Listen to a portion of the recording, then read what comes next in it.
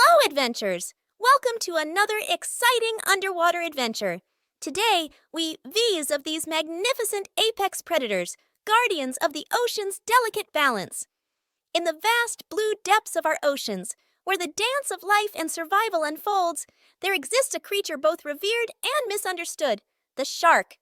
Today, we delve into the secret lee. Sharks, with their sleek design and formidable presence, have roamed our seas for over 400 million years. Their evolutionary journey has sculpted them into the ocean's most efficient hunters, playing a crucial role in maintaining the health of marine ecosystems. Every aspect of a shark's anatomy is honed for survival.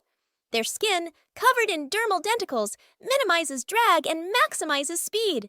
Gills, perfectly engineered for extracting oxygen, allow them to glide silently through the depths. Sharks possess an extraordinary sensory system.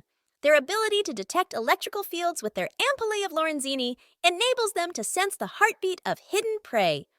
Combined with acute hearing and a keen sense of smell, sharks are the undisputed masters of their domain.